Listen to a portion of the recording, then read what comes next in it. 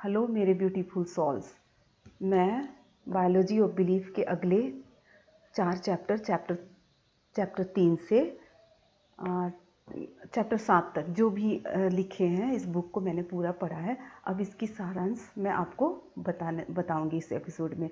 इसके पहले यदि आपने मेरा एपिसोड नहीं देखा है चैप्टर 2 और चैप्टर 1 का, तो प्लीज़ लिंक मैं डाल दूंगी, उसे आप उसमें जाकर देख लीजिए। ओके, सो चैप्टर 3 में यही बताया गया है कि सेल मेम्ब्रेन यानी कोशिका का जो बाहरी आउटर लेयर्स होते हैं, वही सेल कोशिका के हम ब्रेन होते हैं, न्यूक्लियस नहीं होते हैं। ओके, न्यूक्लियस जीन होता है, जो पहले प्रूफ किया गया है कि न्यूक्लियस ब्रेन नहीं है। सेल मेम्ब्रेन को जब भी डिस्ट्रॉय किया गया तो सेल कोशिका तुरंत मर जाते हैं। ओके, तो सेल मेम्ब्रेन ही कोशिका के ब्रेन है। सेल मेम्ब्रेन में क्या होता है, आउटर लेयर और इनर लेयर होता है, उनके बीच में बहुत सारे प्रोटीन्स एम्बेडेड होते हैं। ओके, तो वो प्रोटीन ही एंटीना का काम करते हैं, जो बाहरी इन्वायरमेंट से जो भी इंफॉर्मेशंस हैं उनको लेते हैं और फिर एक्सेप्ट करने के बाद वो कोशिका को ट्रांसफ़र कर देते हैं, कोशिका की इनर पार्ट्स को, और सेल उसी की तरह रिएक्ट करने लगता है। ओके, सो बाहरी इन्वायरमेंट से यहाँ क्या मतलब है, हमारे थॉट्स भी होते हैं। थॉट्स हैं, पॉजिटिव है कि नेगेटिव है, और कोई एनर्जी, कोई लाइट जो शरीर पर पड़ता है, कोई केमिकल्स जो फूड के द्वारा जा रहा है, ये सारे बाहरी इंफॉर्मेशंस हैं। Okay, so positive and negative thought का कैसे असर पड़ता है, वो हार्मोन द्वारा होता है, वो मैं आगे बताऊंगी। अभी मैं यहाँ ये बताना चाहती हूँ कि रिसर्च में एक बार ब्रेस्ट कैंसर के मरीजों पे ये रिसर्च किया गया। उनके मेमोग्राफी रिपोर्ट पे ये पाया गया कि उनके जो कोशिका है ना, जो कैंसरस थे, उस कोशिका से एक एनर्जी एमिट होती है। तो वो एनर्जी सारे कोशिका से एनर्जी एमिट होती है। तो जो कैंसरस कोशिका होते हैं, उससे जो एनर्जी एमिट हो रहे थे, वो बहुत वास्ट वे में और बहुत नेगेटिव वे में, और दूसरे सेल को भी वो इन्फेक्ट करते जा रहे थे, वो कैंसर ही बना रहे थे। और दूसरा जो हेल्दी सेल थे, हेल्दी कोशिका थे, उससे जो एनर्जी एमिट होते थे, वो बिल्कुल सेम हेल्दी वे में ट्रांसफॉर्म होते, हेल्दी वे में बॉडी पे अफेक्ट पड़ते थे। ओके, ये रिसर्च में पाया गया है। नेक्स्ट क्या बोला गया है, हमारा दिमाग एक्चुअली 2 पार्ट्स में सब डिवीज़न किया गया है इसको। एक होता है कॉन्शियस माइंड, एक फिर होता है सबकॉन्शियस माइंड। कॉन्शियस माइंड क्या है, कॉन्शियस माइंड यानी हमारा पर्सनालिटी, जो हम रोज़ सोच रहे हैं, हम पास्ट को याद करते हैं, फ्यूचर प्लान बनाते हैं, कोई भी प्रेजेंटली रिएक्ट करते हैं, ये सब सारा कॉन्शियसली हम करते हैं। ये कॉन्शियस माइंड है। ओके, एंड सब कॉन्शियस माइंड क्या होता है, जो हैबिचुअल हमारा बिहेवियर होता है, जो हम रिपीट पे रिपीट जो बिहेवियर होते हैं, उसको सब कॉन्शियस माइंड में स्टोर हो जाता है। वो सब सारे बिहेवियर्स स्टोर हो जाते हैं। तो इसका मतलब ये है, यदि हम कोई पॉजिटिव थॉट बार बार रिपीट करें, बार बार हमारे ब्रेन में पॉजिटिव थॉट रहेंगे, तो वो सब कॉन्शियस माइंड पे स्टोर हो जाएगा। और यदि किसी काम के लिए आप हमेशा नेगेटिव थॉट रखते हैं कि नहीं, ये काम कभी नहीं हो सकता, वो तो सबकॉन्शियस माइंड में वो स्टोर हो जाएगा, और वो काम वाकई में नेगेटिवली ही आपको रिजल्ट देगा। ओके, एंड आप उसी तरह उस वर्क के प्रति आपका एटीट्यूड रहेगा, और आप वो कार्य कभी भी पूरा नहीं हो पाएगा। तो हमेशा पॉजिटिव थॉट रखने से सबकॉन्शियस माइंड पॉजिटिवली रिएक्ट करता है, और फिर सेल भी रिएक्ट करने लगते हैं, कोशिका भी और बॉडी भी अफेक्ट होता है। तो पॉजिटिव थॉट और नेगेटिव थॉट का बहुत अंतर है हमारे शरीर पे।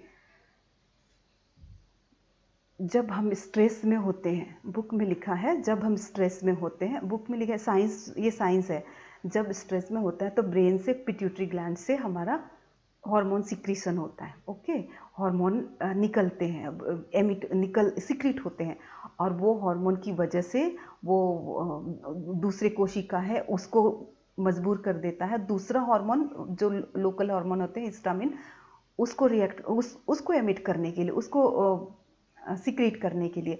और हिस्टामिन के सिक्रीट होने से क्या होता है, फिर बॉडी का मैकेनिज्म चेंज होने लगता है। ब्लड वेसल्स क्या होते हैं, कंस्ट्रिक्ट हो जाते हैं, सिकुड़न आ जाती है ब्लड वेसल्स में, और उससे क्या होता है, ब्लड का सप्लाई थोड़े से अफेक्ट पड़ते हैं। ओके, इससे क्या, ब्लड का सप्लाई में सिकुड़न आ गई, मतलब कम आ गया, उसमें कम सिकुड़न आ गई ब्लड वेसल्स में, तो ब्लड की सप्लाई में कमी आ गई, तो फिर क्या होगा, न्यूट्रिशन की कमी हो जाएगी।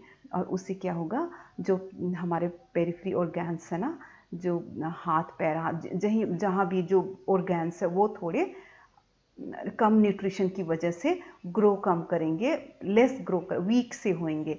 तो यानी स्ट्रेस से बॉडी वीक होता है, मसल ग्रो नहीं होते हैं। ओके, प्रोटीन काम नहीं करता है, तो स्ट्रेस इतना अफेक्ट करता है हमारे शरीर को। आगे लिखते हैं, आगे के चैप्टर में ब्रूस लिप्टन ने लिखा है कि कोशिका रिएक्ट करके जो सिकुड़न होती है, तो उदाहरण हुआ एक चैप्टर 5 में उन्होंने लिखा है प्लेसिबो इफेक्ट। प्लेसिबो इफेक्ट क्या है, एक्चुअली फॉल्स परसेप्शन, मतलब किसी चीज़ को मान लेना, भले वो झूठ हो बट मान लेना, और फिर उसके अनुसार बॉडी भी रिएक्ट करने लगता है। इसका उन्होंने रिसर्च भी किया था मरीजों पे जो शुगर नहीं है, जिनको डायबिटिक नहीं थे, उनको क्या किया, एक रिसर्च, एक पीरियड के लिए उनको शुगर पिल दिया गया और उनको बोला गया कि आपकी मेडिसिन यही है, इससे आप पूरी तरह ठीक हो जाएंगे।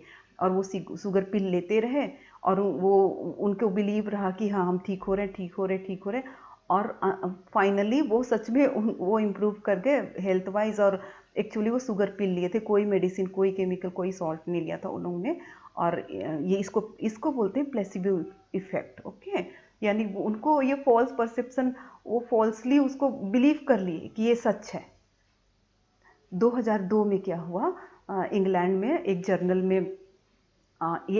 जर्नल में आया कि नी पेन के लिए, घुटने के दर्द के लिए एक सर्जरी इवेलुएट हुआ है, और इस सर्जरी से नी पेन, घुटने का पेन चला जाता है। तो लोगों के मन में ये धारणा आ गई कि अब घुटने के दर्द के लिए कोई प्रॉब्लम नहीं है, क्योंकि अब सर्जरी आ गया है, अब सर्जरी हो जाएगा और फिर सारे घुटने के दर्द चले जाएंगे। पर उसी समय एक ब्रूस मॉसली, डॉक्टर ब्रूस मॉसली सर्जन है, उन्होंने ये प्रूव किया कि बिलीफ से कैसे हम अपने बॉडी को ठीक कर सकते हैं। उन्होंने क्या किया, घुटने के दर्द वाले मरीजों को 3 ग्रुप में बांटा। ओके, पहला ग्रुप को क्या किया, आपके कार्टिलेज निकाल देंगे, जो डैमेज कार्टिलेज है वहाँ पे दर्द हो रहा है, तो डैमेज कार्टिलेज को उनको बस हटा दिया, पहले ग्रुप को। दूसरे ग्रुप को बोला गया कि आपकी सर्जरी नहीं होगी, बस हम क्या करेंगे, घुटने के जोड़ में जो अनवांटेड जो मटेरियल जमा हो जाते हैं, जिसकी वजह से शायद पेन हो रहा है, तो उसको हम निकाल देंगे। तो उनको उस मटेरियल को निकाल दिया गया। वो सेकेंड ग्रुप के लिए किया। थर्ड ग्रुप को बिल्कुल सीक्रेट रखा गया। थर्ड ग्रुप को बोला आपको प्रॉपर सर्जरी की जाएगी, आपकी प्रॉपर सर्जरी की हो जाएगी, ओटी ले जाके, और घुटने की सर्जरी होगी, जिसके द्वारा आपके घुटने के दर्द ठीक हो जाएंगे। और सच में क्या किया उन्होंने, ग्रुप 3 को ऑपरेशन थिएटर ले गए और उनको रिएक्ट किया गया कि कट मारा गया, इंसिजन हुआ, पूरे कट मारे गए और केवल एक्ट किया गया। एक्ट करके डॉक्टर बस ये कहे कि सर्जरी हो रही है, क्योंकि पेशेंट उसमें कॉन्शियस होते हैं, अपर पार्ट कॉन्शियस होता है, सिर्फ लोअर पार्ट इसमें अनकॉन्शियस होता है। तो पेशेंट को पता हो रहा है कि क्या हो रहा है, तो बोले सर्जरी हो रही है, और वो कुछ भी नहीं कर रहे थे, वो बस एक्ट कर रहे थे। केवल कट मारा, उसके बाद थोड़ी देर बाद उसको फिर से सील दिया और सूचर लगा के बंद कर दिया, और ऑपरेशन थिएटर से बाहर आ गए, बोले आपका सर्जरी सक्सेसफुल रहा। अब ये थर्ड ग्रुप है, सबको ये पता था कि उनकी सर्जरी हो गई है। बाद में ऑपरेशन के बाद सबको इक्वल ट्रीटमेंट दिया गया। इक्वल ट्रीटमेंट मतलब एंटीबायोटिक्स, मेडिसिन के, एक्सरसाइज के, फिजियोथेरेपी के, सारे इक्वल दिए गए तीनों ग्रुप को। और बाद में पाया गया बहुत आश्चर्यजनक तरीके से कि थर्ड ग्रुप इम्प्रूव किया था सबसे ज़्यादा। इतना तक कि एक एग्जाम्पल ये भी दिया गया कि उसमें एक वॉलीबॉल प्लेयर था जो घुटने के दर्द से नहीं खेल पा रहा था पहले, वो इस सर्जरी के बाद वो वॉलीबॉल खेलने लगा। तो ये सब इसलिए हुआ और उन्होंने प्रूव कर दिया कि बिलीव के कारण हुआ ये। वो बिलीव कर लिए थे कि ये सर्जरी से हमारा घुटने का दर्द ठीक हो जाएगा, और वो एक्चुअली सर्जरी कुछ भी नहीं था, वो कुछ भी नहीं था, बस कट मारा था और सीला था बस। तो ये होता है बिलीव सिस्टम, यानी बिलीव से बॉडी को चेंजेस किया जा सकता है। तो इसीलिए हमेशा माय ब्यूटीफुल सोल्स हमेशा पॉजिटिव थिंकिंग रखिए, हर चीज़ के लिए पॉजिटिव रहिए, ठीक हो जाएगा, सब चीज़ ठीक हो जाएगा। ये थिंकिंग से आप अपने बॉडी को चेंज कर सकते हैं। आगे क्या लिखते हैं दूसरे चैप्टर में, जब बच्चा पैदा होता है, तो यदि कोई बच्चा प्लान्ड बेबी है, मतलब यदि माँ बाप प्लान करके प्रेगनेंसी कंसीव करते हैं, ओके, तो वो बच्चा का ग्रो अलग तरीके से होता है, ये भी प्रूफ हुआ है।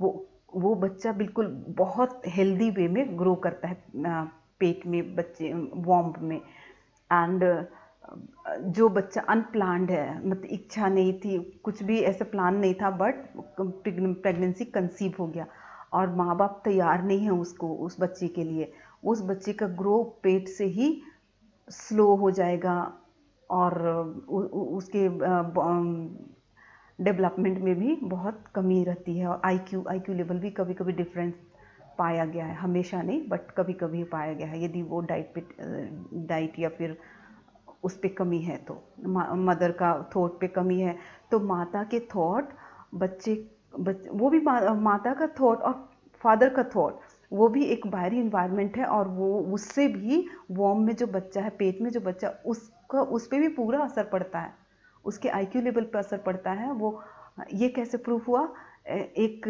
पेरेंट्स को क्या किया गया, वो जानबूझकर वो इन्वायरमेंट क्रिएट किया गया और अल्ट्रासाउंड पे उनको रखा गया, सेम टाइम उनको आर्गूमेंट के लिए उकसाया गया अपने पति के साथ, और वो अपने पति के साथ आर्गूमेंट करने लगी। उसी टाइम उनका अल्ट्रासाउंड भी हो रहा था और बच्चा पेट में था।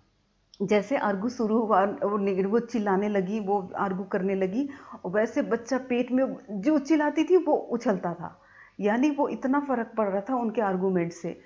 तो नेगेटिव थॉट से, नेगेटिव वेव से, उससे बच्चा क्या हो रहा था, बहुत अफेक्ट हो रहा था। तो ये प्रूफ हो गया है कि बाहरी इन्वायरमेंट बच्चे पे बहुत असर पड़ता है, यानी जन्म के बाद, जन्म से पहले भी और जन्म के बाद भी जो बाहर का इन्वायरमेंट है, नेबरहुड, कैसे पड़ोसी हैं, कैसा इन्वायरमेंट बच्चा पल रहा है, बढ़ रहा है, कैसा माहौल में वो देख रहा है रोज रोज, वो उसको कॉपी करता है। तो क्या होता है, एक ईईजी होता है, ईईजी मतलब इलेक्ट्रोइंसेफेलोग्राम, हमारे बॉडी का, हमारे ब्रेन का जो इलेक्ट्रिक वेव्स होते हैं ना, उसकी फ्रीक्वेंसी को देखते हैं ईईजी में, ओके। तो ये पाया गया, उसके अब जब बच्चा छोटा होता है तो उसकी फ्रीक्वेंसी कम होती है, जो ही बड़े होते हैं 2 से 6 साल तक बच्चा का ईईजी सबसे कम होता है।